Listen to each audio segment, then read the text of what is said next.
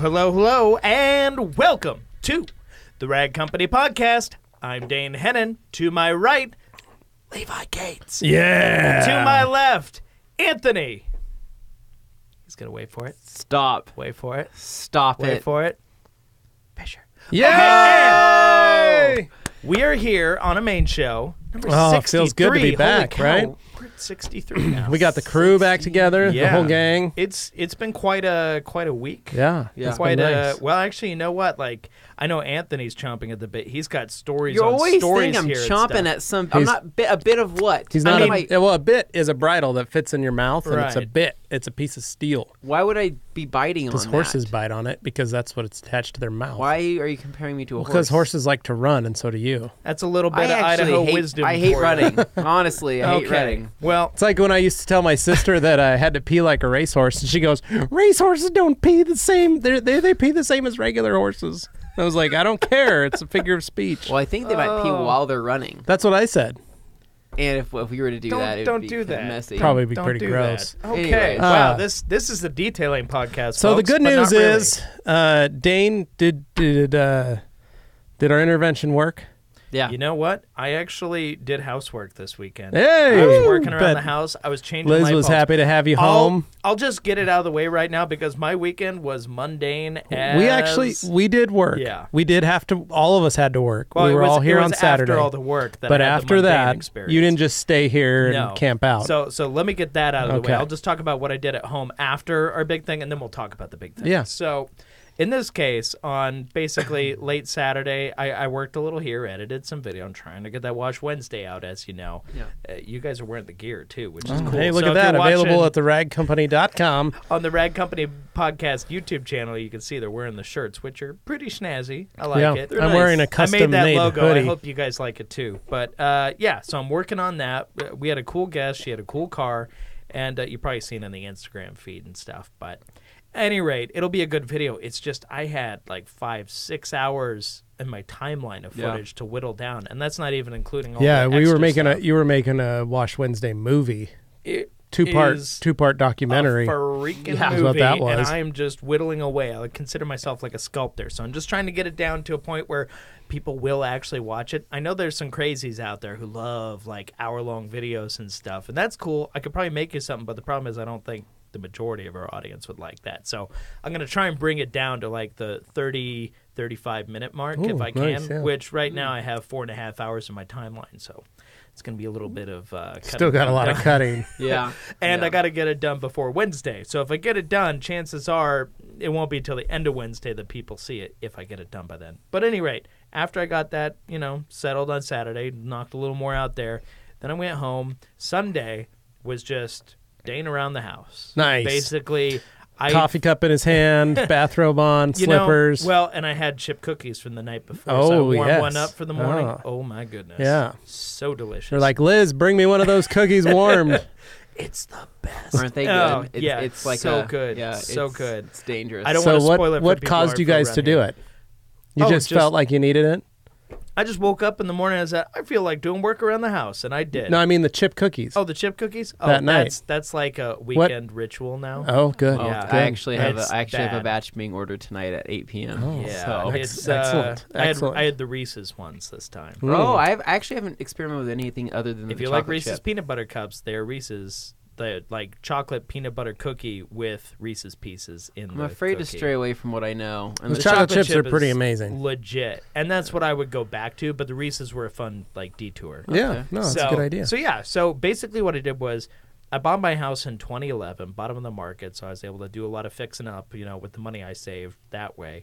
And well, back then CFLs were like the new hot thing for light bulbs. What I did this weekend was finally update a lot of my fixtures from CFLs to LED bulbs. Ooh. Wow. So went around the house. Welcome to Technology. 2015, And- Dane. Yeah, I got know, mine. right? I actually have a picture on my Instagram of when I updated my entire old house to LEDs, and I was like, It's and I think it was 2015. It's a good feeling, and just knowing. But you know what? The bulbs hadn't gone out yet, so I saw no reason to replace them Yeah. yet. I realized, they're more efficient than, say, like what I had before, but at the same time, I could be more efficient still. So Yeah, it's called saving money. When I was nice. doing it, I also worked at Home Depot, so I knew a thing or two about what to get and all that business. But now I went back and Did some changing some light spruced bulbs. some stuff up. Did And you the still light is easier on the eyes. question?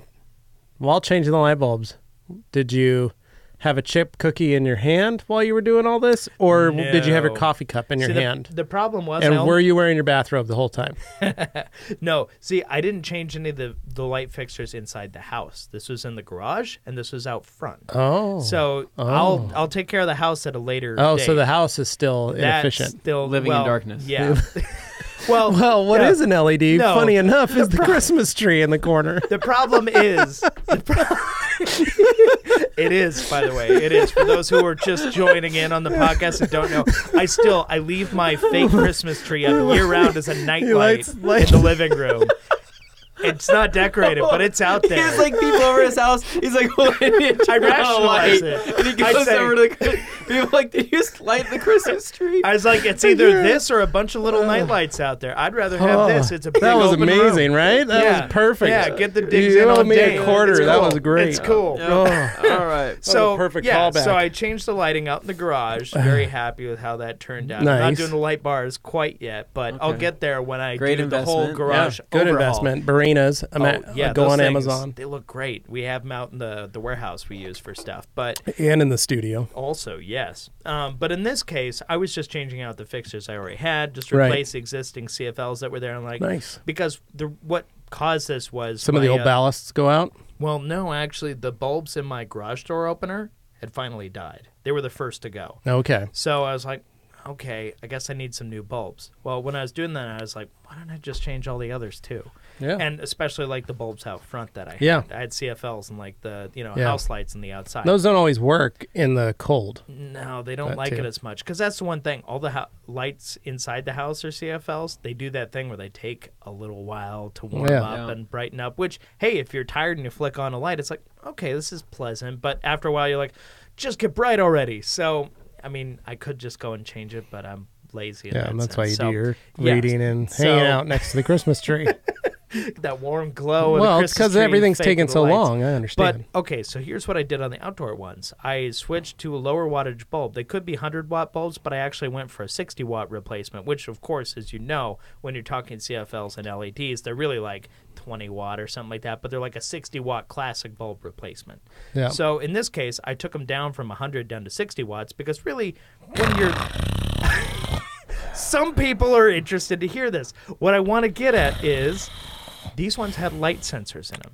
So the big thing that makes them different is I leave the fixture on all day, but they turn off during the day, and then they Okay. come on at night. Classy. And that was such a... And they're not like a super smart How bulb much, or Dane? anything. How much?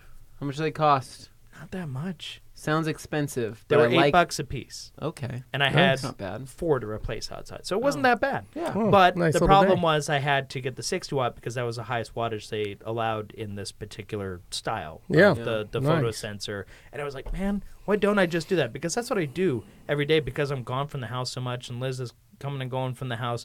I just leave the front lights on all day because I want them on when I get home at night.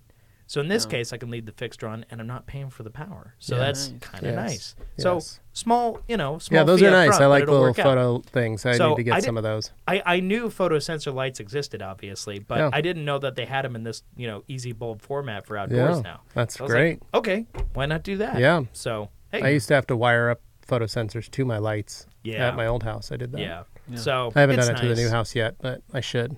Cool. Well, Levi, you go first because I got. Well, so I too Oh. experimented with cookies the other night. Last night, Well, I if you sent didn't eat them, how did I you sent you guys experiment? a picture.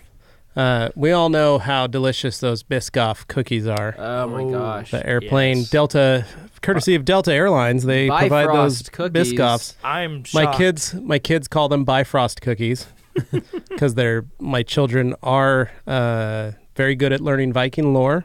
They're big fans of Thor, Yeah. Naturally. and whenever they do see two ravens, they do call them Hugin and Munin, and they talk to them and ask them how their day's going. So my children are young Vikings in training, but so we call it the Bifrost cookie, and my wife and I are rather addicted to those. So are my kids. However, Really good. they now have the cookie butter. It's like Is a this- jar of peanut butter, only it's Bifrost Biscoff cookie butter. This has to exist to compete with like Nutella and stuff. It's Basically. not the same flavor, but it's the same kind of feeding that same addiction. No, that people it tastes have. like liquid like Biscoff cookie. It's amazing. So it's going to appeal to the same kind of people who are like Nutella addicts. Yes. Oh, So yeah. I bought it at Albertsons. It's $4.50 for the jar, Yeah. and then I bought a thing of graham crackers, and my wife and I sat and just Eat dipped the whole jar. almost Yeah. last night. Delicious. What I did beforehand was I took a few and slathered them on, and then I just put 2 graham crackers together, Oh. and so I made like 4 of them and Yeah. ate them. But no, so that was really good. So I did that last night. Elantra is almost finished. I got the bumper painted and cleared this weekend, and then I got all the little pieces put on it. Like I got the grill mounted. I got the turn signals put in. I got the old plastic pieces off of the other one. Looks like an Elantra again. It looks like an Elantra. And last night about 9 o'clock, it started to get really cold.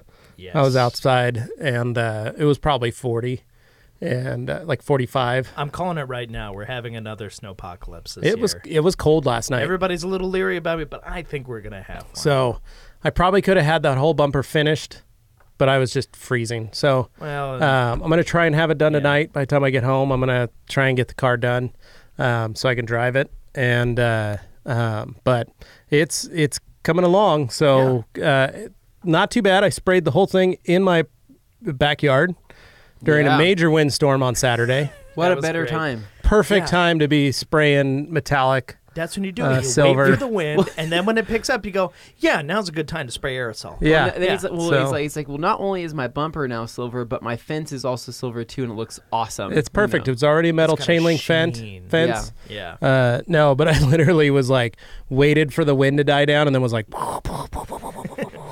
And then you could hear it coming from a little ways away. The tall trees you get could. it first. Yeah, you could. And then it'd start going and I'd stop. And so, and let it die down and then out there again. But yesterday I sprayed clear. First thing in the morning, it was it was no wind, perfectly clear.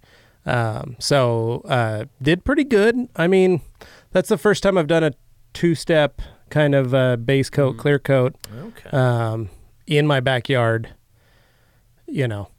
with a windstorm. So not too shabby, I think. And all I did was go down to Westco and pick up, I gave them the paint coat and they made me 2 aerosol cans of 1K of my paint color. And then I bought a can of UV resistant clear and I think it was $49 for everything. Yeah. So, because I called a buddy of mine who was going to paint it in his paint booth, and then he moved out of his shop, and he's like, "We're going mobile," because that's all they do is paint bumpers and fenders and things for dealerships, and then they do paint touch up. And when I heard he was just going to come over to my house and do it in my yard, I thought, well, I'll just do that then.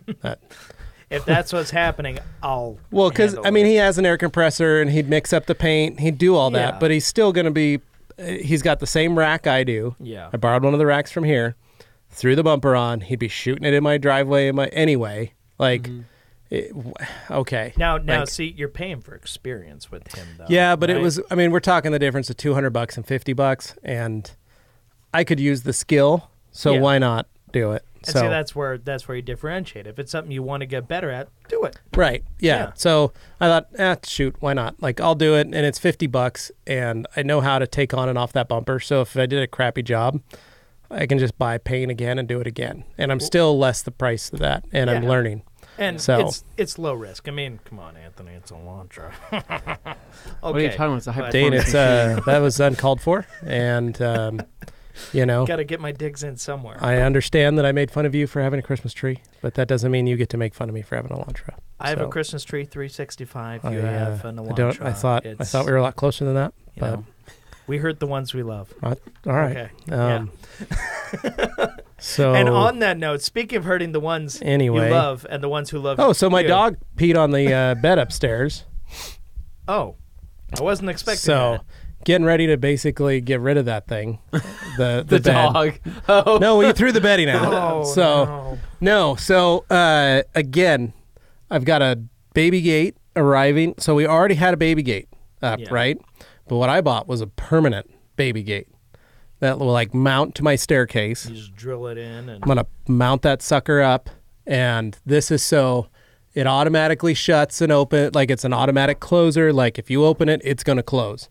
So this is to prevent any animals from going upstairs and using the new upstairs as a bathroom. My wife and I went up last night. We took the dog up with us. He's not allowed on the couch. I finally firmly put my foot down, thankfully. So he can't play on the couch with my wife anymore and cuddle and do all that stuff. Like he's on the ground on his bed where he belongs. Aww. And so that's been nice, right? We left the other door open to the guest room. Oh. Now, I do have mattress protectors on the mattresses. So it's just a big visqueen mat. So, yeah. We got done, and my wife's like, I better go check and make sure no animals. Because her mom had just gone up there and had put all the new bedding back on there and clean after it had been washed the last time and all that stuff. And sure enough, nice big wet spot right in the center of the bed. And I was like, I'm done. Like I'm so upset. Like I was so mad. So just put him in his crate. I said, from now on, like I'm not even like he goes out before we go upstairs to watch TV or watch a movie.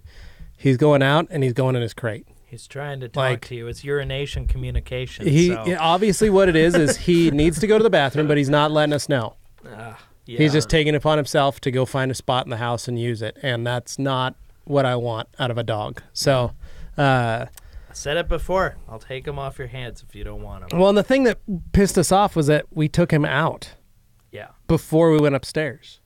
And then we watched 2 episodes of Supernatural. So nice. 2 hours. Have fun with that. So what does he do? He takes upon himself in that time period after 1 hour to go to the bathroom again. So anyway, so I had a baby gate, but the problem is my kids tend to just leave it on the ground. So just to be sure, we put this gate in. Yeah. And I'm going to put it at the top of the staircase. And that way he can walk up, but he's still stuck on hardwood floors and any of that stuff. But the goal is that it'll always be shut no matter what. He can't get through it. Our cat, he can't get through it. And it'll be, as my cat's old, he doesn't climb. Oh, yeah. So he won't be able to jump over, climb through it, or any of that stuff. But, so anyway, so hopefully that'll help. Yeah. But I cannot tell you how frustrated I am. Like, we literally just got those sheets and everything and comforter all washed. Yeah. Yeah, that's not... And dried. After like 2 days of washing and drying everything and then getting it all put back and then have it happen again. I was like, frustrating. Dogs cost me money, and I don't appreciate it when a dog costs me money. So I need to pay for them to eat and get shots and drink water. You're gonna say and pay that's for it. them to eat and get shot. It's like, whoa. No, get shots. I'll take care of their normal health needs. But I'm like, it's like a car, like tires, wipers, regular maintenance. Routine maintenance I'll handle. Yeah. So, but anyway, so car's done, almost dog done. Is throwing codes. This little dog has been throwing some P codes that I need to get checked out. Yeah. But all in all, was a pretty good weekend, and then with our event was awesome. So crazy excited for this week. We've got a lot of stuff, but I'm going to be headed to Utah at the end of the week. That's right, because you're trying to get another trip in before a trip. Just trying to get a family trip in. Right. So we're going to leave probably Thursday night, and we'll drive to Utah. Well, we got a guest on Thursday, don't we? We do. So who leaves in the morning? So I may not be able to go with you guys to do dinner or anything, but yeah. So it'll be, heading hard and fast down to Utah, spend the weekend down there, come back Sunday, and be here Monday for next week. Heck yeah. Noted. And then we only have 4 days, and we're gone again. Yeah. Then we're gone for a while. Yeah. So anyway, so that was my weekend. Pretty simple, pretty laid back, easy, but frustrating at the same time. But the cookie butter, if you have not, my gosh. Does it taste just like the actual cookie? It tastes like the cookie, but it's literally butter. I mean, it is... That's dangerous. Man. It is made by the devil himself. Oh my God. Like you eat it. You guys are gonna like. If I bought a can in, Anthony would just sit in his office and eat it all. That's all we'd eat. You don't know that. I'm pretty sure he would. I'm pretty sure he would. Probably would. It would be like, okay, Anthony, Dane wants to have some. Like, okay. Ha. Yeah. Yeah. Yeah. It's like stuck. Hold on, let me get one more spoonful. Oh, wait, that may not look good on camera. Okay. So, all right. Anyway, and then this, I don't know if we want to address this or let Anthony get through his. Well, that's why I pointed out, the ones we love hurt us the most. Yeah, so as you can see, this says PepsiCo. If you're watching on the video series, I got a letter from PepsiCo. And it's addressed for October 8th, 2018. I got this on Friday night. Came in the mail. It says to Mr. Leviticus J. Gates, Global Business Development Manager and Detailing Specialist at the Rag Company. Dear Leviticus, thank you for writing us regarding your weekly main show podcast. We appreciate the opportunity to study your proposal from September 19th, which was, as we all know, to get Pepsi to sponsor this podcast. Yeah. Regrettably, we are sorry to inform you that we cannot take advantage of the opportunity that you offer at this time. They worded so nice. We appreciate your interest in our company, and we wish you success. Sincerely, Trisha Lynch, on behalf of the Pepsi-Cola Company. Trisha Lynch is the person that you have to write to. You have to write them a letter to get a sponsorship. That goes for anybody. That goes for anybody. You have to big, small, doesn't you have matter. to cite, why, what, how, what's what their makes interest. You worthy. Right. Yeah. I sent a letter writing and describing all these things to her. And she wrote back, regrettably, we are sorry to inform you that we cannot take advantage of the opportunity you offer at this time. So that says one thing. I hope she's watching. I hope she's listening to this.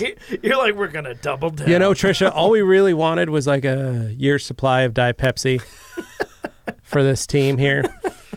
Mostly for me, which would last in my drinkability 2 standards, months, man. maybe 2 months. But our efforts are not ended.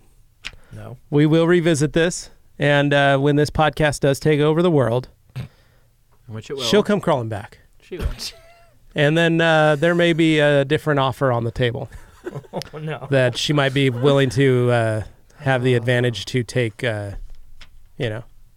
take on. Yeah. So You win some, you lose some. Say no more. I we'll see. understand. Yeah. So until then, continue to use the hashtag Levi Drinks Diet Pepsi. Continue to tag Pepsi and say Rag Company Podcast. Hey, Pepsi, look at this. If anybody else wants to write a letter on our behalf, we'd appreciate it as well. But we're not going to stop this. It's a very specific thing. However, I am going to, I may take off my patch. Oh, wow. Whoa. That's saying a lot. Whoa. I might just put maybe actually what I'll do is just put a piece of black tape over it, Yeah, until You it's know. time. 'cause it's in Whoa. mourning, Oh. Yeah. Ooh. Yeah. Half, Okay. hang it at half mast. Still going to be drinking Diet Pepsi because that's actually all I can drink. Yeah. We made a joke that if I drank Diet Coke on this podcast, I'd probably get horribly sick. I feel like it probably smells and tastes like gasoline. That's my guess. But until then, Monster Energy, if you want to sponsor this podcast, Anthony and I sure do love drinking your products. Great. Dane only You drinks. guys are shameless. Dane only drinks Red Bull, so That's not true. I just had a Monster Java Monster this seems morning. like they'll sponsor just about anybody. So if we could get on there, that'd be amazing. Because I You see know how you Monster win on people everything. over by calling them corporate whores? Jeez, Dane. I didn't That's say really that. mean. I just said that they seem to sponsor everybody. So maybe we can get them to sponsor us. So Unleash the beast. unleash the beast within. Oh. So that's probably going to be our next effort. We'll see if Monster will sponsor this. Maybe we can make our own. I if we can make our own Monster I enjoy drink. Monster. I had a Monster Java on the way to work this morning. Delicious. How many Red Bulls have you had today? On top of that Monster Java. None, actually. Okay, I good. started the morning with a Monster Good. Java. Good. I was just Very worried. good. I'm worried for your Loca heart. Mocha. I'm worried for your heart. That's all. Well, we'll Just wanna see make after sure. SEMA Okay. how the heart's going. Yeah. But on that note, I feel like people probably want to hear Okay. about some detailing related stuff. So, Just a hunch. Okay.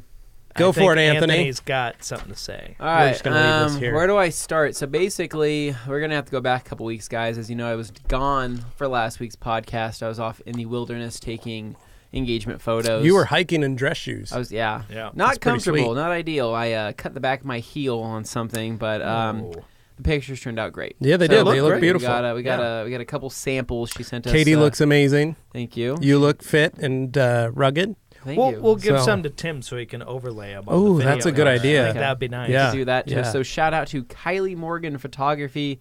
She's here in Boise. She travels worldwide though. She's a traveling I'm surprised you guys didn't photographer. use Bart. Well, it was one of those things where Yeah, it was she already, picked it was already. already booked. So I didn't know it was booked until it was booked. So Happy wife, happy life. You got it, guys. So basically, I was gone last week, but there's been a lot of changes. Last you guys heard from me is that I was buying a house. Well, you were getting a deal on a house. I was getting a deal on a house. I was in the middle of technically buying a house. So that didn't happen, but I bought a 4Runner. So Hey, I all got that right. going for me, which is nice. I guess... So talk about the house. So to elaborate on this, so basically what it was, I mentioned to you guys that there was a big pricing error with this house, and basically what it was is it was a 2 instead of a 3 at the beginning of the number, right? Yeah. And the 2 Big was difference. the 2 was very enticing, and it was one of those things where we thought it would be, a very good move for us to make and get a house that we would want to be in for years Well, to and come. to specify, the company sent this out and said, this is a pricing error, but we are going to honor it. Correct. So basically, it was one of those things to where Katie, said, hey, Anthony, let's do this. Let's put in our offer. Let's do all this, that we need to do. So it ended up going through about 15 different people. Yeah. Katie submitted Within the company within that the Katie company. works for. Correct. So went to the contractors, went to the design studio, went through part of finance, went through one of the, one of the developers there. And you guys were approved this whole way through. Correct. Yeah, and So everybody was wasn't giving us the green light. We got the green light through everybody, and it was exciting. We're like, okay, this is actually happening. And coming from me, I even said this in the last podcast, that it felt too good to be true, right? And, well, which it was, because what ended up happening was this deal, this housing, this listing, ended up going to the head of finance because of this big price discrepancy, and looked it over and said, oh, wow, this is a big error here. Who is the person buying this? And finds out that Katie is buying it, an employee of the company. And so calls Katie and says, hey, I'm looking over this right now, and there is $100,000 difference between this. And yes, we understand that this is an error, but you being an employee, we really can't sell this at that much of a loss. We can't do this. Yet this was an employee email Correct. within the company that went out saying, we need to get rid of this house, and Yep. here's the deal. Correct. So basically what ended up happening was she explained to Katie, saying, if we sell you this house for this low, that's going to affect the resale value of all the homes around you, and it's going to cause a mob. And I'm like, okay, I can kind of get that because all that is public information. The other thing was is that they said that with the inflation and the cost of things now, they say that They can't build the house. they can't build the house for that much. Or they can't So- make their ends off of that. Yeah. So this whole thing. So she explains it to Katie, and they said, hey, we're going to give you a soft no for right now, but it still has to go through. It still has to go through several other people.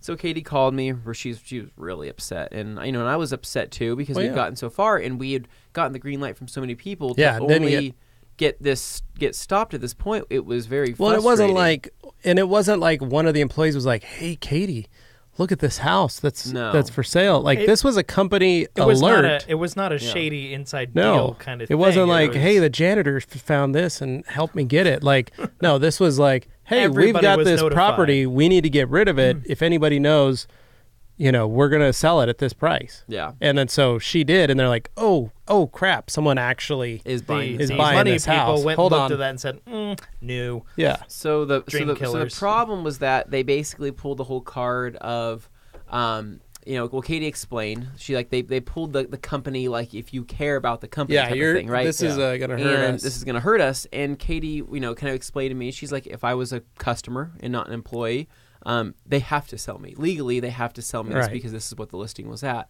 And if they didn't sell it to me, then it would be a legal thing, Right. and we would get the house, and that would work. But she's like, but as an because employee, I would lose my job if I pulled that card, right? Yeah. And I say, yeah, well, that's not worth it. So basically, we waited about another week, and we eventually got the hard no on it. Yeah, and, but they came back and countered and said, all right, here's what we can do. They tried to work with us, and they're like, hey, we can knock $50,000 off of this, but again, it's $50,000, and it was one of those things where they tried to meet you in the middle. They tried to meet us in the middle, and that one, I really respect that, and that was really nice of them. But still, really, the only way this was possible was because of that initial price, and so we had to decline that, and so going forward. But the thing is that after finding and getting that hard no, right, it was a really humbling moment to realize that I still have a beautiful house. Yeah, you guys aren't homeless. No. You have a house. I have a beautiful. It's brand new. I still have a 1.5-year-old house.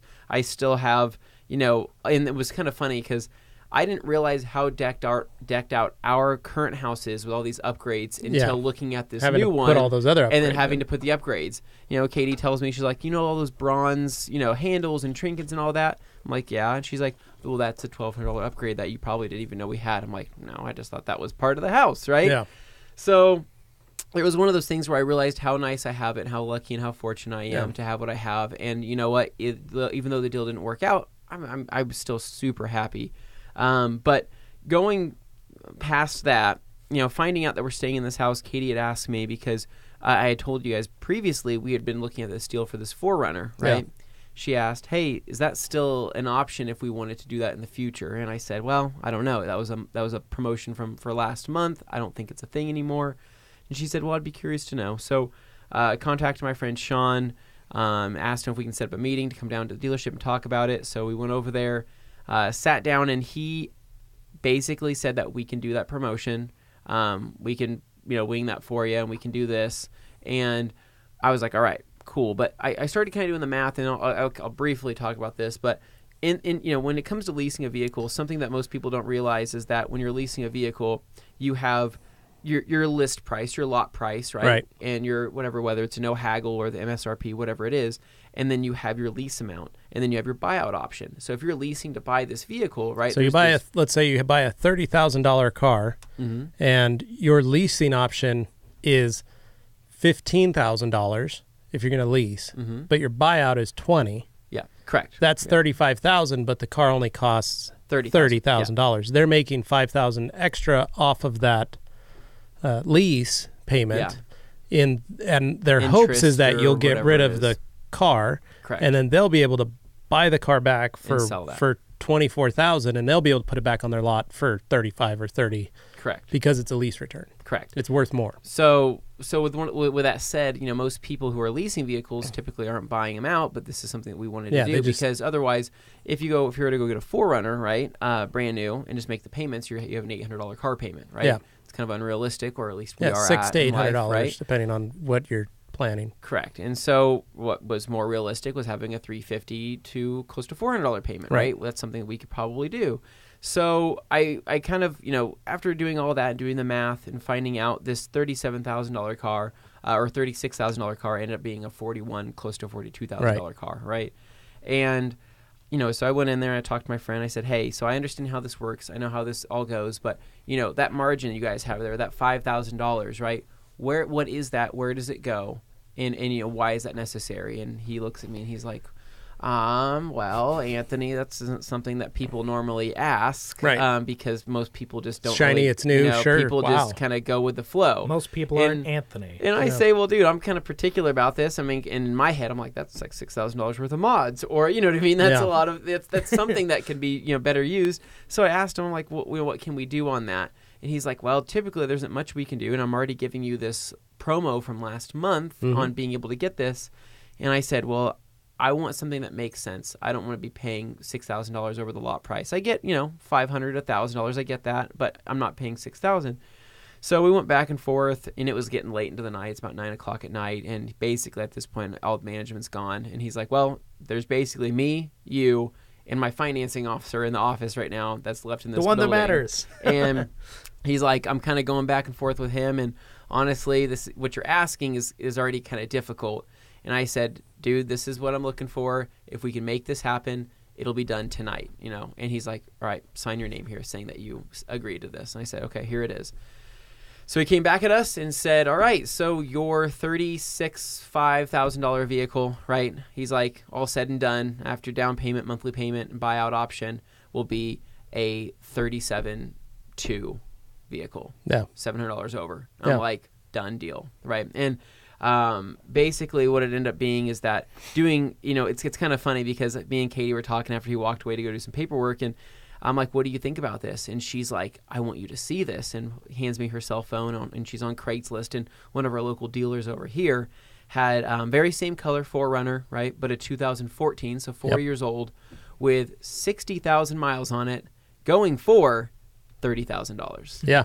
And if that's not, it's a crazy deal. If that's not crazy, then I don't know what is. Yeah, so 60,000 miles. 6,000 miles. Yeah. And so what it came out to being is that what they did for the cost, and to make up that cost, they basically chopped everything from the top on the vehicle itself, taking it from a $36,000 vehicle to a $32,000 vehicle. And after all the leasing and everything, it came out to about $37,000. So, so decent payment, and then the buyout option after everything is said and done is $24,000. Yeah, and that's with a car that will have 30,000 miles on it. Which will be great because you can just get a loan for the 24, and it'll probably be identical to what the car's worth. So correct, not that bad. So and the bank will give you a loan. Oh, absolutely. Because the bank will look at it and go, "Oh, look at all that equity in the vehicle. Yeah, we can resell it. It's still worth." And then they'll say, $32,000. Do you want to cash out on some of that equity as well? And that's when I say, well, what mods do I want to do today? Well, and the other fun thing is, for everything I've seen, this appears to be one of the last model years for the 4Runner. Correct. So they're actually no longer, they have 2019 as their last year. Yep.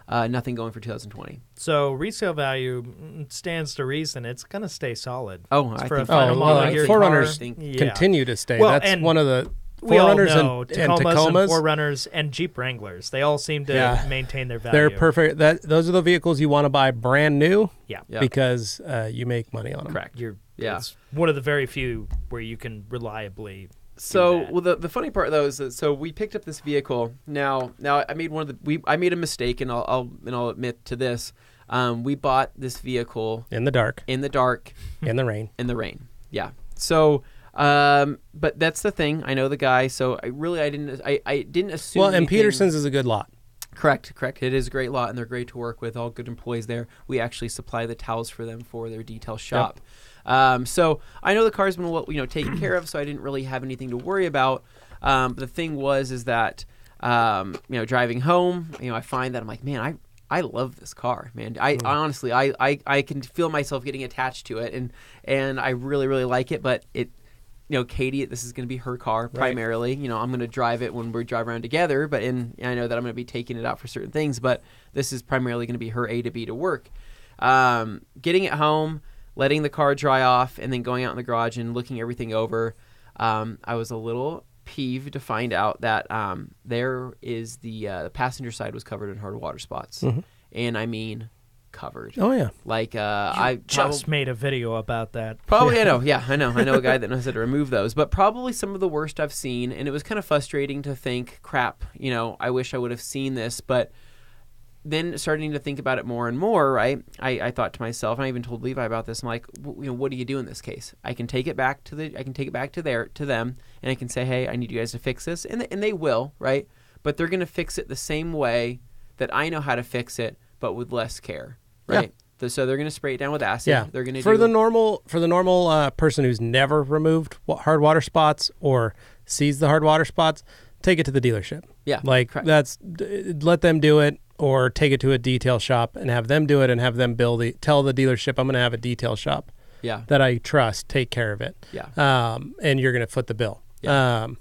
But on us detailers who have the capability and know the know-how, it's one of those things where it's like, I'd rather just do it myself because I've had issues with other dealerships who have fixed things and then their detail shop has fixed it. And then the customer is coming to me because the detail shop messed up stuff on it. Yeah. And that's common just because most dealerships don't teach, and Peterson's is very good. The crew that works there, the detail guys, all that, the company itself really does pride itself on educating us guys, and their guys have come to our events. They actually put their best foot forward. They try. They do. So, They do really try That's a to big educate their guys and teach their guys. So, Correct. so it probably wouldn't have been bad, but in this instance, it's the skill level of what you're trying to achieve. You can do yourself. Correct. And that's where I'm like, I know how to do this. I just made a video on it, and this is something that I'm good at, and I can do to my level of OCD that I need to do. And the thing is I don't want them to acid wash it or them to polish it right, but then just to me have to redo it. You know what I mean? Yeah, because that could happen too. Because I'm going to get it back and I'm going to say, crap, it's better, but it's not perfect. So still like a little here, a little there. Correct. Mm-hmm. Yeah. So getting it back home, I kind of had to set up a plan of action for that and whatnot. But I was really pumped on the vehicle itself. You know, the biggest thing is, I look at Katie and I say, hey, and she took really good care of her Elantra. Her black Elantra, honestly, she really did. She popped her tire, but she took care of it. And had lots of water spots on it. And had some water spots on it. But you know what? And I educated her about the water spots. Because when we got home, she's like, wow, those water spots really annoy me. I'm like, good. As they should. They should annoy you. Do not park next to sprinklers. And she's like, okay, I understand now. So, but what's kind of frustrating is that, this is one of those things that I have to get over myself because, again, I am a little bit obsessive when it comes to these things, and I have to learn to let go. Well, you have 2 golden labs. Retrievers. Or golden retrievers. Okay. Yeah. So you have 2 big dogs. Mm-hmm. And it's one of those things where, the dogs are going to ride in this car eventually, right? And Katie is going to move furniture in this car. Katie is going to drive this car and park it in a parking lot, probably right next to somebody else. Right. And for me, it's kind of hard because I see a brand new shiny thing, and I'm like, I need to preserve this as much as possible and keep it nice. And it's an investment, and this is something that we're hopefully going to have for the next 10 to 15 years. But at the same time, it's like, what can I do? It's out of my control. Life happens. So I'm kind of trying to find that balance right now with this. But with that said, I did work out a trade deal with our buddy Steve Warren. He runs a shop here in Boise who does PPF and vinyl wrapping. And so I worked out a deal. We're going to be doing some trade work. So he's actually going to be doing PPF on the entire front end of the 4Runner, doing a partial hood, partial fender, whole front, and he's going to be PPFing the rear bumper. And I told him that we could do some type of video for his shop where I can help him with that, or I can even help him with some correction stuff down the road if he needs it. So that's scheduled. We're doing that this week. So the car release is going to be protected, but I did spend this weekend doing some detailing. So we had our clinic, and Saturday night I had my friend Chris Pugh drop off his 2016 Nissan GTR. Plasma red, beautiful car, right? Drops it off to me to basically we're prepping the front end for PPF. He's going to get the whole front clip done. The problem was that he had rock chips. So I had to go through the process of doing Dr. Color Chip and then polishing that front end, and that was kind of the goal for this weekend. Upon dropping it off, I did, he dropped it off dirty. And not just dirty. Yeah. I'm talking hammered. Real dirty. Bug guts, literally everywhere. Probably some of the worst I've seen. And I see it, and I'm having a nightmare because I'm thinking to myself, these are etched. These have been sitting here for so long, and these are etched. And so basically what I ended up doing is washing the car, and it was one of those points where I said, this might be a little bit too far for a rinseless wash, but I'm correcting the paint anyways. Let's just go for it. So did a rinseless wash, did a pre-spray with Power Clean in the IK foamer, helped dislodge a lot of those bug guts. Finished the whole wash. After the wash was done, clayed the vehicle with the new Optimum clay towel. And I can't get enough of that towel. I literally can't tell you guys how good that towel is and how it's just the gift that doesn't stop giving. I can't imagine claying any other way now. But claying the vehicle, then after that, did my prep wipe down for all the chips. He had I'd probably say 2 to 5 gnarly ones. And then he had about 10 to 15 other smaller ones that would have, just small touch-ups. So I prepped the front end, and it's about almost 11:30 at night, and I'm sitting there. I'm tired, but I know I need to do this because I was going to color chip, and then the next day, after it's cured, do my polishing. Right. And I go to his car, pull out the Dr. Color Chip package. I'm sitting there. I'm getting excited. I pull everything out. I pull out the paint, and I'm sitting there, and I go, so this paint has metallic in it, and is maroon. And then I look down at the car and I see a bright plasma red, and I'm like, oh crap. So I look at the color code on the top, open up the door jamb, and I look, and Chris ordered the wrong red GTR color. So there's a red pearl tri-coat, which is code NAS, and then there is a the red plasma, which I think was like A58 or something. Yeah. So he got the wrong red. Everything I did was in vain. Yeah, because you didn't have the paint now. Because I didn't have the paint, and we can't. It's just not something that you can just get on a Sunday. So I basically called him and let him know the bad news. He was really frustrated, and for those of you that have counted, that's the fourth frustrated that Anthony has said so far. So yeah, thank you. So anyway, I know someone's going to think about that. So it was just it was okay. It was annoying, is what it was. So he came and picked it up the next day.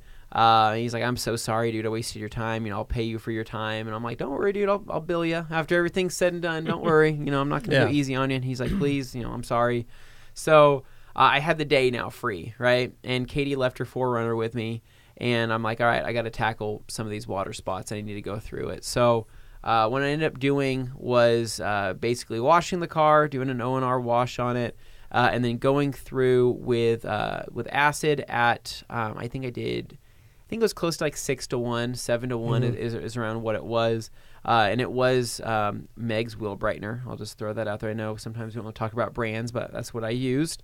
And never use it straight. Don't use it straight. So for this method, really, guys, all I did was I made sure the car was clean. I sprayed the brightener the acid onto a microfiber towel, and I simply wiped it. I didn't spray it onto the vehicle. I sprayed it onto the towel and did it in straight line motions, and let it sit on there for a moment, and then came back with an O&R towel, wiped it down, came back with a second O&R towel, and then came back with a final wipe towel to remove everything off there. And so looking at it, made a huge difference. Huge difference. All the mineral deposits were absolutely gone. They were no longer white.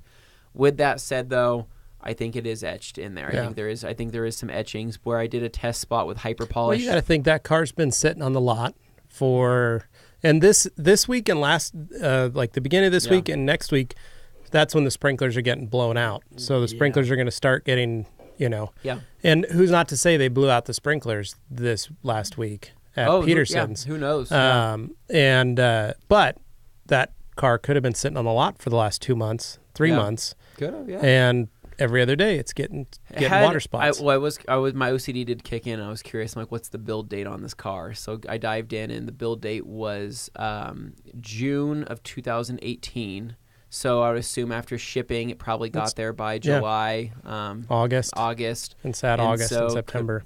So, anyways, so knocked all the minerals down. It looks a lot better. I still haven't touched the glass yet because it is on the glass, but I was able to clean up the trim. I guess the one hard part I showed you is that on the trim itself, it looks like it even etched part of the trim because you can see the outlines of where these water spots were on the black rubber trim.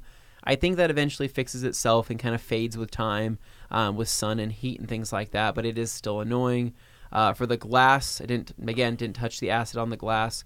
What I'm probably going to do is either a steel wool, I'll just polish it. I have the iBrid. I have a lot of different tools I can use. Would it make any kind of difference if you put like a trim restore product over it? I did on an area, and it did mask it. It did look a lot better. I didn't use solution finish. But did you try MDR on the rubber? I did, yeah. Not much. Like I said, it's almost like it is etched, like there is an indentation there. But by the way, guys, don't use acid on glass. I don't know how many times. You can use MDR. Like we said in our thing, you can use MDR on the glass, and that's probably your best starting point is to just put that on the glass, and maybe using a black foam pad and just buffing the glass with that. That'll help remove a lot of it, and then whatever's left after the minerals are removed, then use your steel wool to go get the rest of it. The key is to try and get as much off with the machine the easiest way possible first, whether it's just using MDR and a black foam pad or using something like Hyper Polish or TLC with an orange pad. Yeah. So that's kind of guys. Yeah, that is the tricky part, and that's kind of the crummy part about buying a used car. But basically, what I was able to do, brand new car. Sorry, not used. Not a used car. That's brand new. I got Dane's Volvo in my mind, but so new car. I mean, that's kind of one of the things that can happen. And what I'll probably do is finish out the rest of the vehicle. I will polish it out. I probably am just going to one step with hyper polish. I'm not going to get it perfect. But after the PPF gets done on the front end, I'm going to correct that whole front end, get that done. Get it coated. And then I'm going to coat the rest of it. I think I'm going to probably either gloss coat it. I was even thinking about doing inspiration. Who knows? It feels, if I'm feeling crazy, I will. Yeah. I'm happy. It basically went from an obscene amount of water spotting to an acceptable amount of water spotting. Yeah. And that's where I'm like, all right, is it perfect? No, but I'm a lot happier with how it looks now than how it did. Yeah, and like I said, the hardest part about having that is like this, for all intents and purposes, your Evo is your nice car. Correct. Yeah. That's the Forerunner is going to become a family car. Correct. Yep. Yeah. And it's a dark color. Coming from that and having two family cars and minivans and all that stuff, there's only so much you can do. Correct. And the rest you just got to go, well, okay. Life. Now, I will tell you that as a detailer and your level of acceptability of what the car will need to look like and be presented at is far higher than what the average human race will provide to you. So no matter what happens to Katie's car, if it gets a couple door dings, if it gets, a couple plastic scratches from the dogs in the back, or, her scuffs getting in and out of the car, the care that you're going to give it is going to far exceed anything that, if you take it in and you detail it before you take it in and you trade it in to people, they're going to the dealership will lose its mind. Correct. Because what they expect from a vehicle like that, I mean, let's say you guys keep it for 6 years and you have a kid by then and they're 2 years old. Yeah. They're still going to go, man, this thing's in great shape for having having a kid and 2 dogs. And man, what did you do? That's the move when you take a car in for like a trade-in or something like that. They're going to go, you get your offer and you go, I don't know. And they're going to go, well, I have to have my shop detail it. And then we got to do this. It's like, just take that out of the equation entirely. And go, well, not even that. There's no way when they go walk this. and look at it, they have a hard time trying to dock you on stuff when it looks that nice. And that's how it was with us. Like I had a minivan, and the day I brought home the minivan, my wife was like, this is really, and I bought one that an old couple had owned. The first minivan we bought, an old couple had owned it and kept it really nice. And she was like, wow, this is really nice. Like, but why do we have so many floor mats? Yeah. And I was like, there's a reason. And she's like, but Hadley's 2 or 3 and Augie is an infant. Like, I don't understand. And I was like, just watch. And then the next van, so they did all right in that van.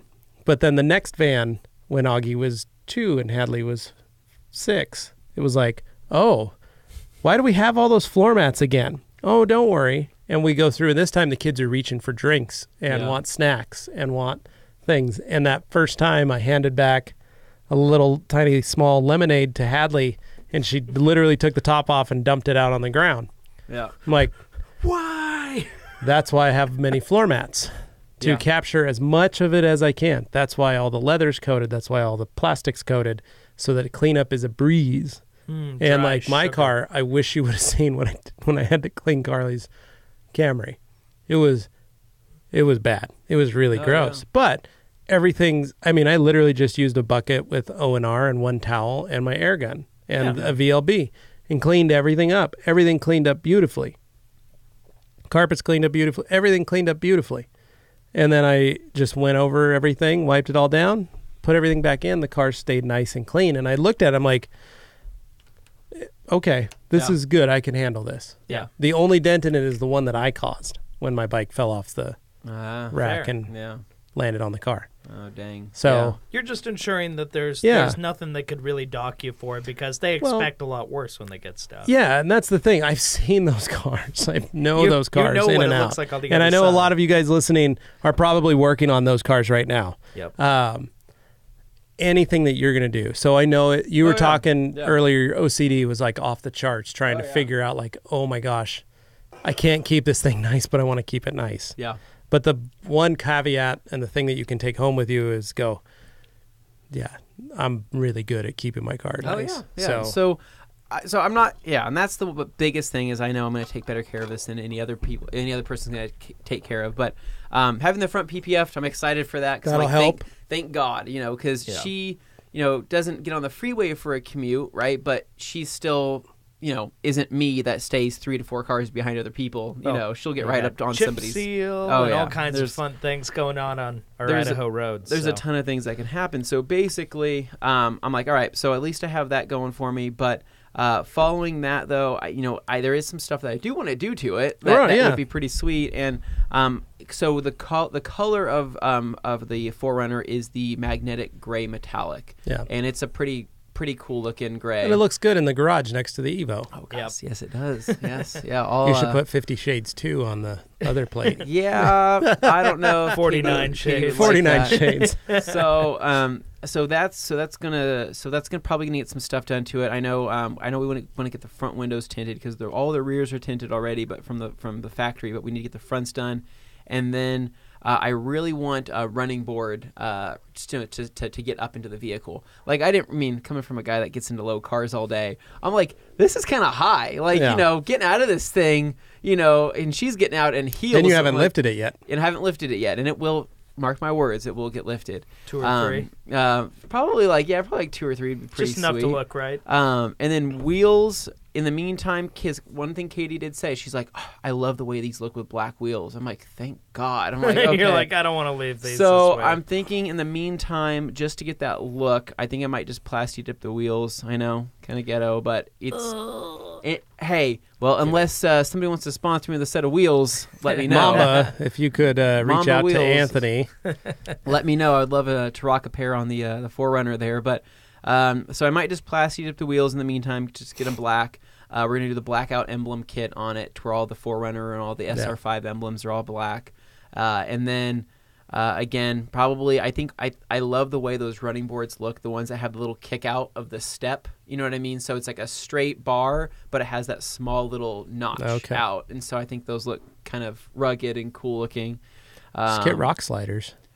Well, that'd be kind of sweet, right? Dude, this thing will never ever see like the outdoors like normal 4Runners see. Like it was funny, the guy, my friend Sean, the one that sold it to us, he was like, "So what are you guys gonna go do? You guys gonna go off roading? Like you guys go up to the mountains and you're just gonna camp in this thing? Like what's your plans?" And I'm like, "She's gonna drive it to work and back." And I'm like, Sean, my Evo, right? And he's like, "Yeah." I'm like, "That stays nice looking for a reason because it sits in my garage." And I never don't rally to race it. I'm like, well, this will be our camping. Yes, this will be the vehicle that we take to like McCall. Yeah. This will be that vehicle, but this isn't going to be like it's not going to be like Nate's truck. No, we're not going to go rock crawling in it. We're not going to go. What's it called? Overlanding. Yeah, it's just camping. What they call it? It's just camping. Camping, but they get into weird places. They get well, places. They camp off of normal camping sites. Yeah. You go up in the BLM land and you. All the overlanding people are getting real upset right now. It's more than that. It's camping. It's car camping. We climbed a rock. It's camping with a very expensive. It's camping vehicle I used to do in my truck all the time. It is that. It is camping with a very expensive vehicle because the only people I took this excursion and then I turned it into an RV, but then it's also Well, the people. I think they're cool, but I also think they're hella expensive. The term expensive. Overlanding are the people with the nicer Toyotas, the nicer. So there was an article in 4-Wheeler magazine where they literally said, "What's the difference between truck camping and overlanding?" So they took a fully built 4Runner with with the rear slider decks and stuff in the back with the drawers and the ARB fridge and all the stuff, and then the rooftop tent, and then it had the mat that you could lay out over the hood that had the solar panels on it, all that kind of stuff. Then they took their like 76 Jeep J truck, the J2000, put a construction rack on it, mounted plywood to the top, and with U-bolts, and then mounted a tent on top of that because it's a giant 4x8 sheet of plywood. The footprint of the tent was the same, and then they tied the tent to the construction rack. Then they put coolers, just a couple coolers in the bed of the truck, and put some lawn chairs, just normal lawn chairs. But then they had the really fancy, the guys in the 4Runner had the really fancy lawn chairs with like the awning that came out of the side. And then for the pickup, they did the same thing, only they did like a tarp. Yeah. Like they bought a sun tarp for like $100 and mounted it same way. This is the difference between somebody who makes their own detail products or somebody who buys pro detail products, or somebody who decides, oh, that's a cool whatever, but I'm going to DIY it instead. Well, this was a DIY, and this was, and they both went camping, and they were like, we're basically doing the same thing.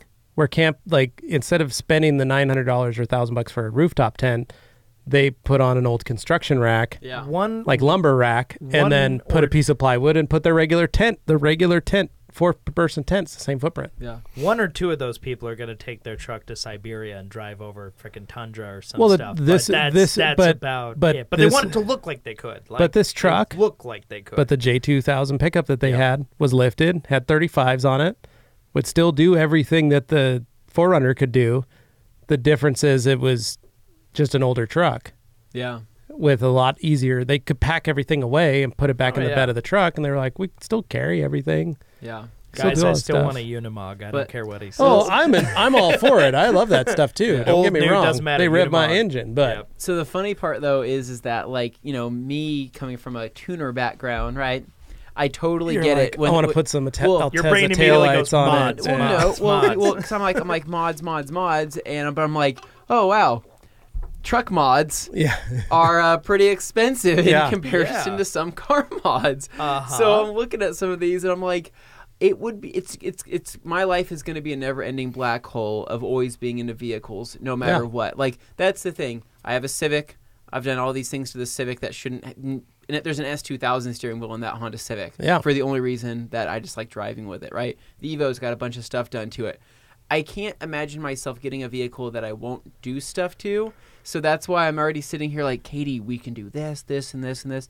And she's like, then it kind of like it the way it is. Well, then it sucks because she's like, well, I think that kind of looks ugly like that. And I'm sitting there like, no, it was the same. It was the same with my wife. This is what you need. You have to get this. And she's like, no, I don't. I don't like that. That changes the way it looks. Yeah. And I'm sitting there like, crap. Okay. Yeah. You got to wait until you buy them another one, and then you can have that one. So what I am going to do, though, and I don't think she's going to notice this, what I'm actually going to do on the front end of her car when we take it in to get PPF done, I'm going to grab some of that black wrap out there, and there's that frontmost portion where the license plate goes, right?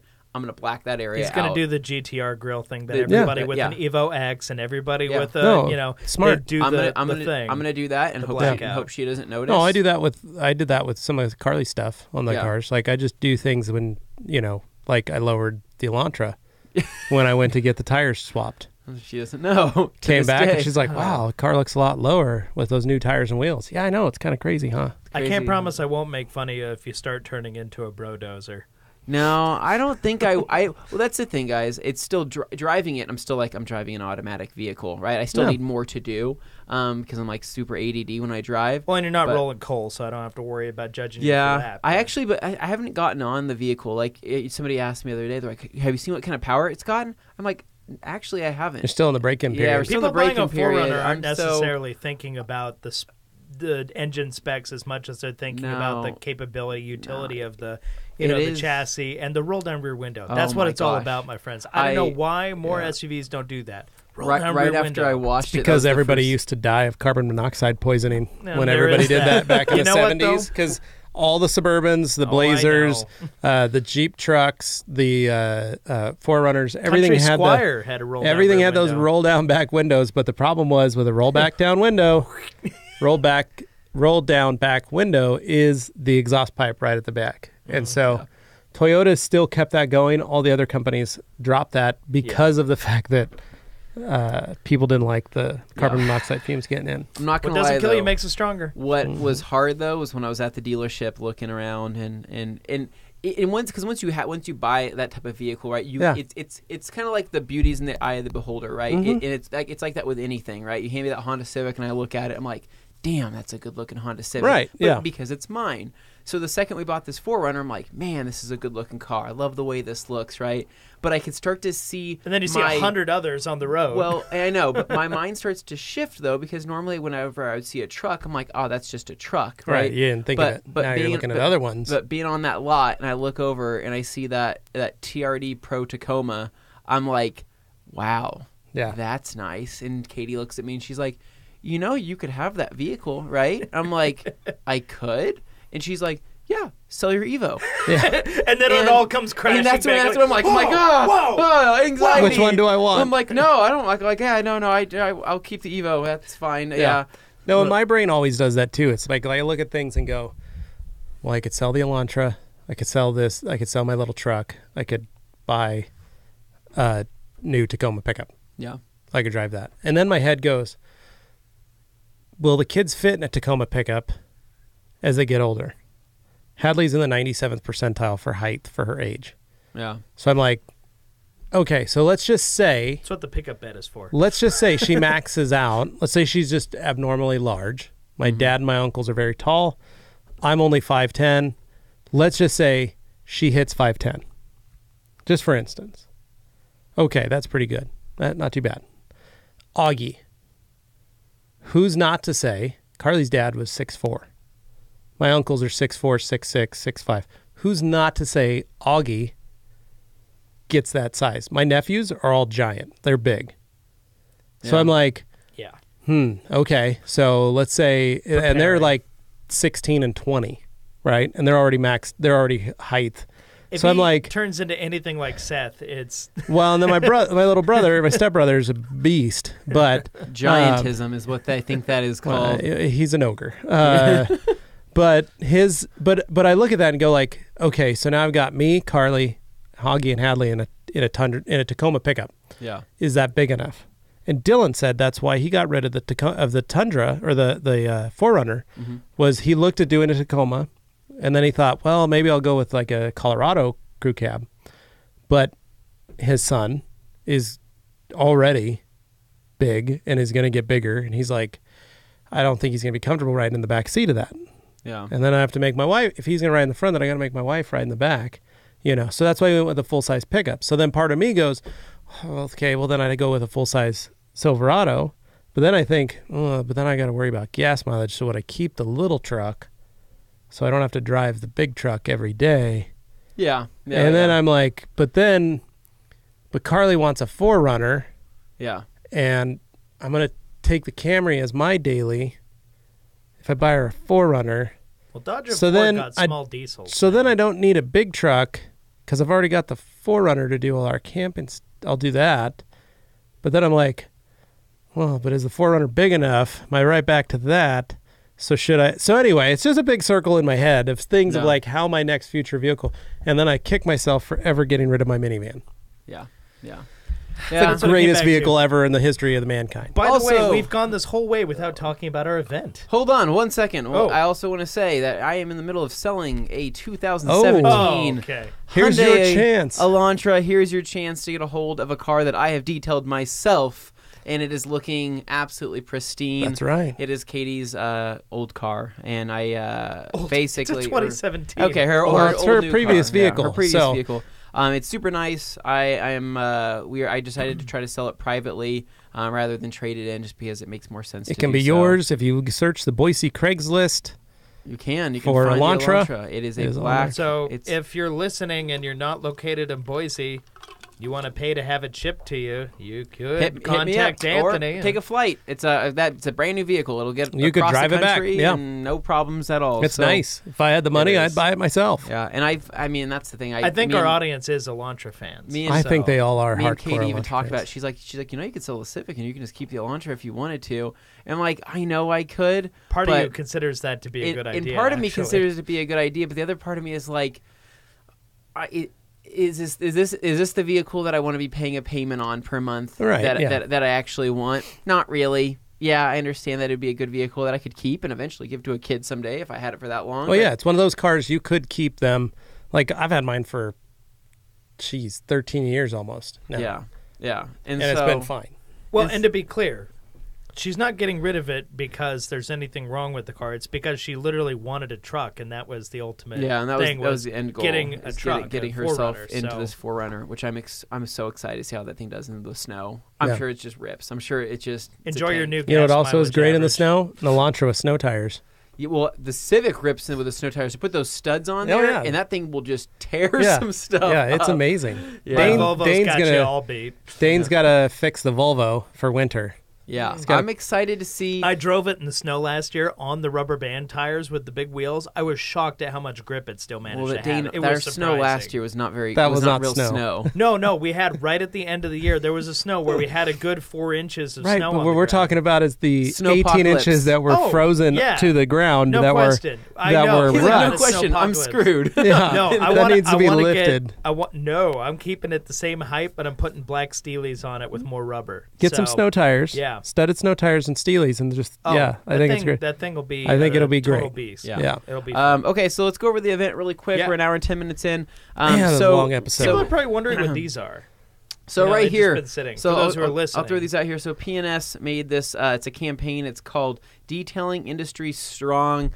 These were meant to bring detailers and the Detail industry strong. industry. I thought I said You said detailing Detail industry. Okay, sorry. industry strong. Detail industry strong, meant to bring the detail industry together as one cohesive thing moving forward. Not to get caught up in the negatives of everything, but to basically focus on the positives. Yeah, and one of the things they're looking to do is we want everyone to start tagging their posts, similar to how people have been using hashtag detailers for Instagram. We think it's time somebody started using the hashtag detail industry strong for all your detailing related posts, just to show that there's solidarity amongst all of us. Too many times we tend to take sides and teams and Tribalism. not saying it's a bad thing, but that only goes so far. And the more and more that we are all working together and learning and coming together as an industry in and of itself, I will tell you guys this: if you are just listening to this and maybe there's only, your jobber that shows up on his truck that is who you have to talk to, and maybe you watch some of our stuff, I will tell you, if you attend SEMA, if you attend Mobile Tech Expo, we are all friends. Yes. And it is one of those things that people who do not attend these events, who do not spend time with the actual industry itself, we are all friends with each other. I think people think online. I think people think it's like that scene in Anchorman where where all the news teams are going at each other with weapons. Where'd you get a trident? Yeah. He killed a guy. Yeah. No, but it is. It's like they think like, oh man, here's this crew and this crew and this crew and these companies, and oh man, Rupes and Flex are in the same building. I wonder what they're doing. Oh, it's gonna go down. Yeah, no. Bob's talking to Chip. Yeah. Chip's talking to Bob. They're all hanging out together. You have Dylan cracking jokes with Bob because Bob's hilarious. Yeah. And so there's a little bit of everything. But okay, so going to the events of last week itself. So we had Dave Phillips come in on a Thursday. Rennie met us that night. Everybody went to dinner at Goodwood for some barbecue on Thursday night. On Friday, we had the whole team in the house. Everybody showed up. 9 a.m. We had Bob. We had Bob Eichelberg, we had Dave Phillips, and then we had Rennie in the house. Rennie brought his daughter. Yep. And so we did some detox. We did podcast. We did a couple podcasts with just Dave. Yeah. Did a live video. We had a live video that was great. Yeah. But we had some fun. We got the place set up for the event on Saturday, and then Saturday morning, or then that night, we went out to dinner to Old Chicago.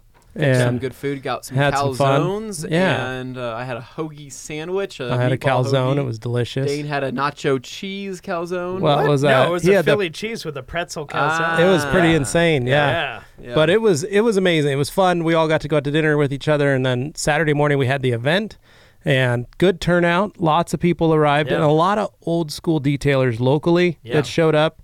We're talking guys with 25 years experience that showed up to hang out and learn, and a lot of them were like really getting an eye opening, and that was really neat and awesome to see. Have all these guys listen, have all these guys actually like understand, the value. Some of them have signed up for the IDA, and a lot of them afterwards were messaging me saying, "Hey, I want to sign up for the IDA." Yeah. So that was really cool to see have everybody there. Speaking of the IDA, this guy right here in front of you. Yeah, Anthony. Is now, skills validated. He got skills validated by Mr. Rennie Doyle. So that was cool. So now we got Anthony as SV. Dane still needs to get his CD. Still waiting on that, Dane. Waiting to get that going. Sorry about that. A little preoccupied, but just needs to take a test. The important thing is the detailers here are absolutely covered. So we're Rennie was awesome. Basically, tested me up on different things, asked me some business related questions, and so we had a good talk. And Rennie's awesome, and his presentation was super informative. It was great. What was good was we had customers that were there that were visiting, like that come to our events that sometimes don't. I feel like we're not breaking through to them a lot of the time, and it was great to have them pull me aside and go, "Oh my gosh." He knows what I'm talking. Like he knows exactly what I've always been talking about. Yeah, and it's like he spoke to not underselling yourself and making sure. Well, he spoke to detailers. Yeah, and I know everybody in our industry speaks to detailers, and everybody that comes to our events, we're speaking to detailers.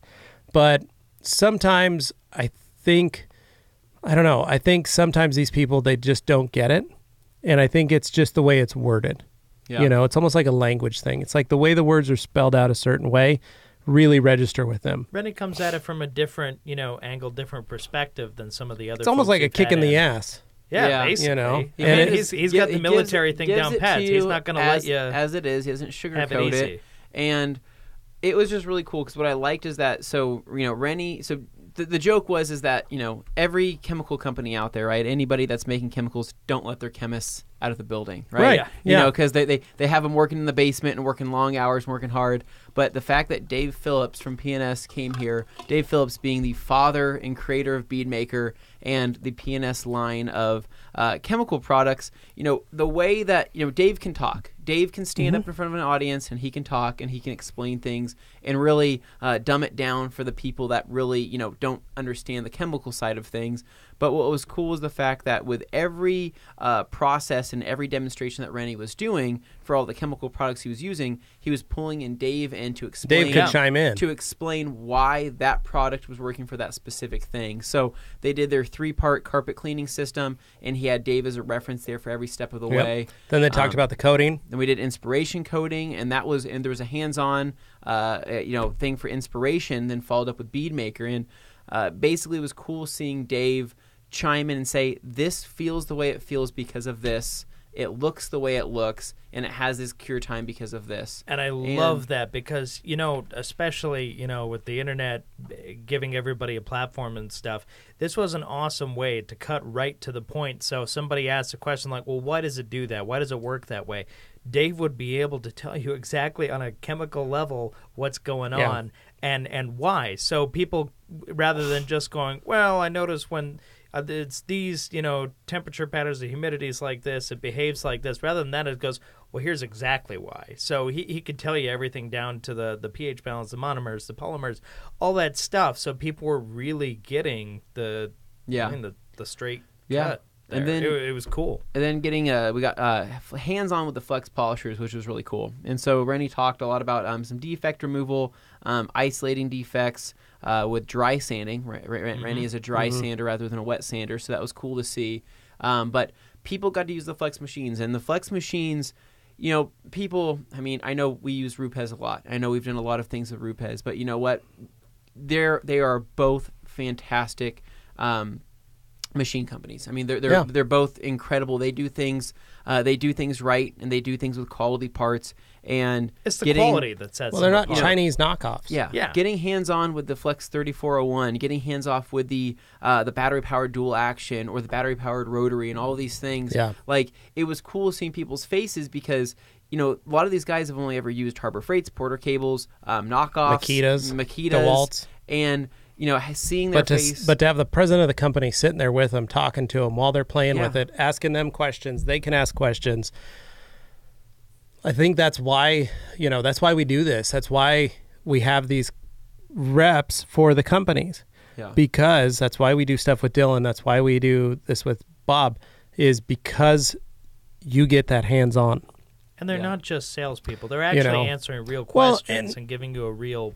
And the product is made by them. Yeah. And it's made in their factories. It's made by them. It's not made in China. I mean, we went to the U.S. plant and made our polishers from Rupes. We know how hand-built they are because we built them with our hands. Yeah. Now, and the individual parts, you got some different stuff coming from certain ones places, are made in different places. But the assembly is where it really all comes together, literally. So. Yeah.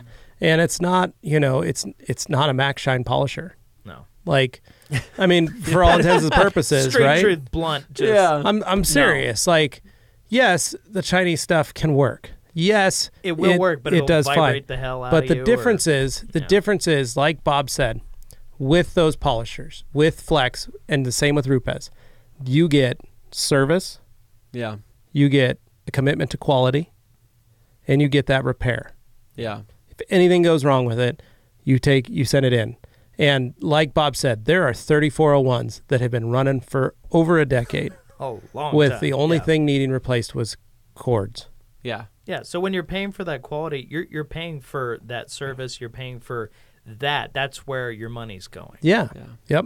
It's not just the physical product, it's everything else attached to that. Yeah, exactly. And that's the difference between a knockoff and Yeah, you're a not gonna quality get that. piece. you buy one from MacShine, good luck trying to get it. But at the same Taken time, care if of that's by all you them. care about and you just want to, go it alone, then you can do that. Yeah. Yeah. But, You know what? I mean, This is a good that's time up to to say you. It's that personal preference. If you want to buy knockoffs, all right? Oh. Go for it. Get yourself some knockoffs. Do these look familiar to anybody? If you're watching on the podcast YouTube channel, that's Get yourself some easy knockoffs and then fool all your friends into thinking that you bought But yours $1,000 actually say shoes. Adidas on it. That's what's so Yeah. crazy. Yeah. It's amazing because those are really They're not convincing knockoffs. fake. They're not like, oh look, we added a fourth stripe. I'm not gonna lie, guys. These Feezies are the most comfortable shoe I've ever worn, and I am proud to own them. And I will tell people that I own them. I'm not trying to get into the politics of what these shoes are all about. I just care about the comfort of them, and they're really nice to wear around the office. Now, with that said, though, I agree with everything that Levi said. We had an awesome time. We had our newest employee of the rag company out to check out the clinic. Yep, and that was good. So she got to learn. We'll talk more about her later down the road, but it was cool to see her there bright and early, Yeah. ready to learn, take notes. She even helped set up. Helped set up. She met Rennie, she met Bob, she met Dave, and she's really excited for the future. And I was like, you need to be here to meet these people because you're going to be meeting a lot of people in the future. So, Yep. with that said, though, awesome clinic. We all had a blast. Everybody left on a great note. We got some pictures before everybody Yep, left. that was good.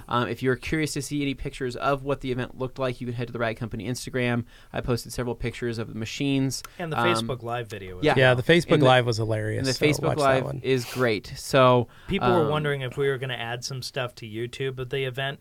Unfortunately, I don't think so because I was recording mostly on my phone for live for Yeah. Instagram and Facebook. So really, when it comes to some of these things, you just got to be there. Yeah, But absolutely. we did record some of the presentation at the beginning for our own reference, Yeah. helpful stuff. So that was the end of the Swirl Killer tour in terms of the clinic that we hosted. Well, especially for 2018. For I mean, 2018, next stop is SEMA. So we are not going to be hosting any more clinics until next year. Yep. So for all the people that made it out, thank you so much. Yes. We're excited for people that haven't come out to visit us next year. and really, we're excited for next year. We're Yeah. already starting to get some ideas and some things as to what we're going to be doing for this next year. Guaranteed we'll be at Mobile Tech in January in Orlando. So Yep.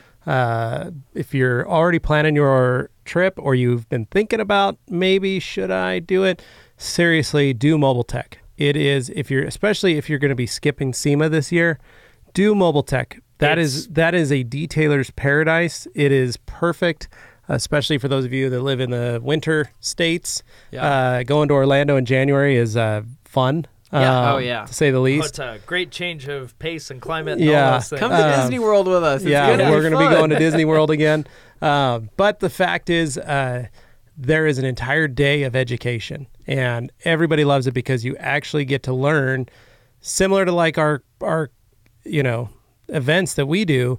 This is a chance to meet some of these guys or take a class from them, and then you get to spend the weekend at the actual show. And this is where you do get to play and demo and see the things that maybe they released at SEMA. This is your next chance to because to it follows utilize up. those. It's within a couple months. So and that's usually and it's smaller. yeah, It's quieter. it's focused. And it's fun to see the guys that go, "Oh, I saw you at SEMA, but you guys were so busy, I didn't get a chance to actually sit down and talk with you." Here's where you And then can. at Mobile Tech, they get to sit down and talk and hang out and go, "Man, this is so great." Or we go grab lunch together. Mobile Tech is realistically, it's one of my favorite events because of the fact that we actually get to do some hands-on stuff. We actually get to hang out with people. Where SEMA is just a little too crazy. It's go, a little too wild. Yeah. So we are going to be doing that, and then I know I got to find out if these boys are coming with me, but I think they might be. We are going to be attending the G Technique Summit in Atlanta come February. So that I will be out there for that for sure. We still got to talk to your dad to find out what the deal is. If you guys are coming with me, but he said already that I'm going. If I could slip in a Wash Wednesday and on that particular trip, I think I know I somebody. think in you the might be area able to. I just want to say we that there's could make happen. Triumph Motorcycles headquarters in Atlanta, Georgia. Oh, so, Porsche is based there too, and many others. Yeah, I'm just saying that I might go just to There go you get go. some Triumph memorabilia. So we've got those two Tell trips. David we're coming. We've got those two trips already planned, and then of course we are going to be coming to the UK this summer for Waxstock 2019. Mm-hmm. So those of you in the UK that listen to us and in Europe, we are going to be at Waxstock. You'll get to meet us this time. 2019. Dane and Anthony are coming, along with Tim, along with Jeff and Carolyn. The whole gang is coming. Wait for the flight. So you guys discovered pretty quick it's kind of hard when we're not around to film stuff. It is hard to not film stuff, but I think it's going to be great because there's going to be a ton of stuff, and I think that'll probably be one of my favorite travel videos. I want John to show me around Goodwood. Please do the same thing again, John. So that looks so much fun. We're excited. We're going to hook up with a lot of folks down there, and we're going to have a lot of fun. And we'll be with the Air Force One project again this year as a sponsor. So pretty sweet. Yeah. Exciting. Nonstop. Lots of good stuff. Well, Dane, I'm hungry, so. All right. Well, it's about lunchtime anyway. So, on that note, thank you so much for listening. Thank you so much for watching if you're on the Rag Company Podcast YouTube channel. And I keep saying it because it really does help. It puts us in front of more people. Go leave a review. Yeah. Go leave a review. Get a hold of them. On iTunes. That's extremely helpful. Even if you're not listening on iTunes, if you go on there, it gets it in front of more people because it throws us up in the rankings, which is awesome. Yes, please leave a review. So a rating and a review. You don't have to say anything too original. You can say the choice of a new generation. Please I've seen a lot of people do that. Yeah, it's been great. We really appreciate it. So until next time, adios. See you guys.